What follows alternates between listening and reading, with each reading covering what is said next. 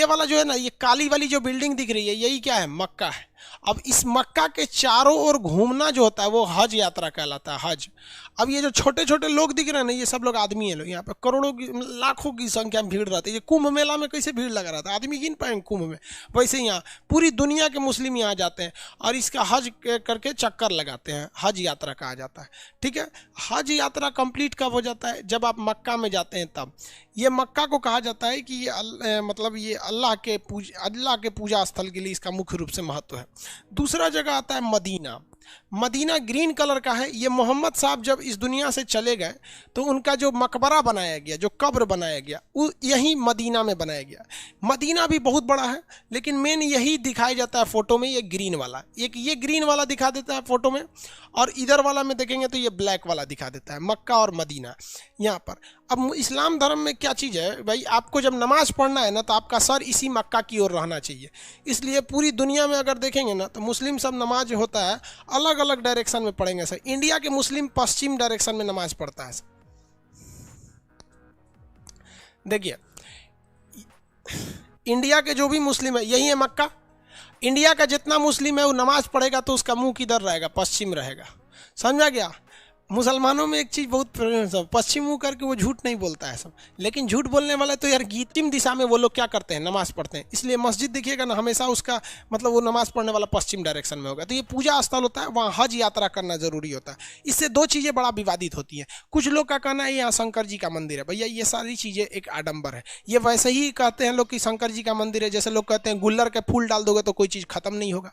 ऐसे कहावत है ना, बचपन में आप सुने होंगे कि पेंसिल का छिलका दूध में डालो तो रबड़ बन जाता है, मोर के पंख को चौक खिलाओ तो बड़ा हो जाता है। ये अफवाहें हैं सब, वैसे ही इसका कोई मतलब नहीं बनता है। ये आपस में लगा शंकर जी। आप बताओ यार, खुद से जरा सोचो कि शंकर जी वहाँ क्या करेंगे। और कहा मतलब हमारे यहाँ तो अलग अलग जगह पे अलग अलग प्रचलन है। हमारे यहाँ ये लोग कहते हैं यूपी बिहार के एरिया में कि शंकर जी को यहाँ किसी ने कैद करके रखा हुआ है। समझ में आया कि हालांकि ये चीज़ें जो है पूरी तरह से क्या है? अफवाह है। क्या हुआ है?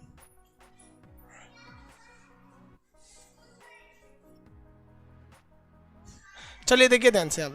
तो यहाँ पे ऐसा कुछ नहीं है। वहाँ पर एक पत्थर है जिस पर क्या करना पड़ता है? कंकड़ मारना पड़ता है।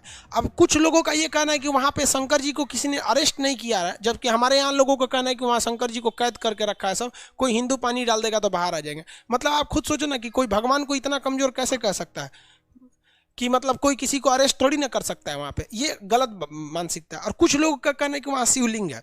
देखिए वो शिवलिंग नहीं है, वहाँ पे जो इस्लामिक परंपरा है वो हम आपको बता देते हैं। लेकिन आपके दिमाग में अगर कोई चीज़ बैठ गई है तो वो हमारे कहने से नहीं निकल सकती है। और अगर आप ये मानते हैं कि वहाँ शंकर जी को किसी ने अरेस्ट किया तो मतलब शंकरों जी की बेइज्जती कर रहे हैं। एक शैतान था, मतलब एक बहुत बुरा आदमी था, जब मोहम्मद साहब थे तो उनको बहुत परेशान करता था। कभी उनके ऊपर कूड़ा फेंक देता था, कभी कुछ कर देता था। तो मोहम्मद साहब ने बहुत कोशिश किया कि ये सुधर जाए, लेकिन वो इंसान सुधरता नहीं था। तो तंग आकर मोहम्मद साहब ने उसे श्राप दे दिया कि जा तू पत्थर का बन जाएगा। तो वो आदमी एक बड़ा सा पत्थर बन के रह गया है।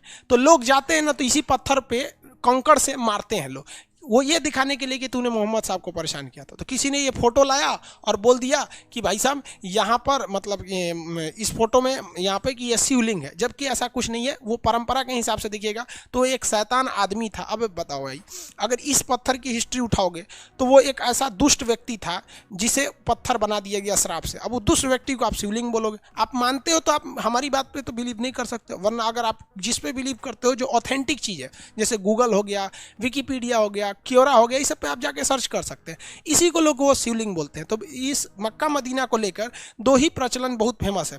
कुछ लोगों का कहना है कि यहाँ उन लोगों ने अरेस्ट करके रख लिया है, मतलब उनको कैद करके रखा है, और कुछ लोगों का कहना है कि नहीं शिवलिंग की पूजा होती है। ऐसा यहाँ पे कुछ भी नहीं है। वो तो जो शिवलिंग वाली बात होती है वो तो मदीना के पास है जहाँ पत्थर मारा जाता है यहाँ पर। अब कुछ लोगों का कहना है कि यहाँ हिंदू को जाने क्यों नहीं दिया जाता है। भाई साहब यहाँ 2.5 लाख रुपया खर्चा आता है एक आदमी को जाने का। दूसरा, आप किसी देश में जाते हैं तो आप अपने हिसाब से नहीं चलते हैं, उस देश के नियम कानून के हिसाब से ही हमें चलना पड़ता है। तो ये एक मुस्लिम कंट्री है, इसका नियम है कि जो हज करने आता है उनके लिए प्रॉपर नियम होने चाहिए। अब आपको पता है ना कि जो उन लोग के नियम कानून होंगे उनको पता होगा। यार हम लोग को हम लोग कभी हज करने नहीं गए, बुढ़ापे में मम्मी पापा को भेज देंगे लोग। तो ये समझ में आ गया, ये सऊदी अरब केवल मक्का मदीना के लिए। इस पर एक और विवाद होता है कि हज के लिए सरकार सब्सिडी देती है, मुसलमानों को बेवकूफ़ बनाती है सरकार। देखिए क्या कहती है, सुनिए ध्यान से। हज के लिए खर्चा आता है 2.5 लाख रुपए, तो जब सरकार थी ना पहले कांग्रेस की सरकार, वो तो मुसलमानों को और लोल बनाई। बीजेपी तो कम से कम खुल के कहती है, कांग्रेस तो और लोल बनाई। कांग्रेस कहती है भाई 2 लाख 2.5 लाख है ना, तो आप इसमें केवल कितना दीजिए, 2,40,000 दीजिए, मतलब 2,40,000 दे दीजिए आप। तो मुसलमानों को लगता था 10,000 सब्सिडी हो गया। दूसरा देखिए, जब जो व्यक्ति ये सब्सिडी ले लेता था ना, उसको एयर इंडिया की जहाज से जाना होता था, एयर इंडिया। और एयर इंडिया उस समय 15,000 की जगह पे 60,000 रुपया किराया ले लेती थी। भाई साहब यहाँ देखो, 15,000 की जगह पे 60,000 किराया ली है यहाँ पर, यानी 45,000 सरकार ने एक्स्ट्रा किराया ले लिया।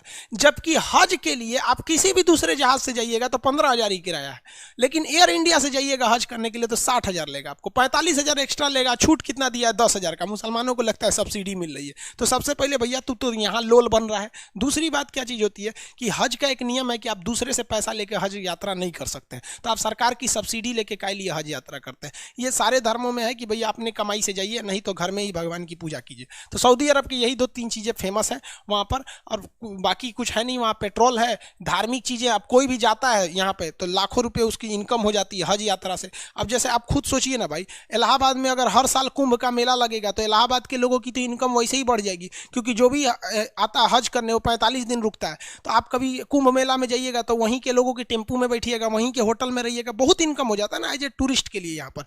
तो ये मक्का मदीना यहाँ हो गया। बाकी ज्योग्राफिकली इसका कुछ खास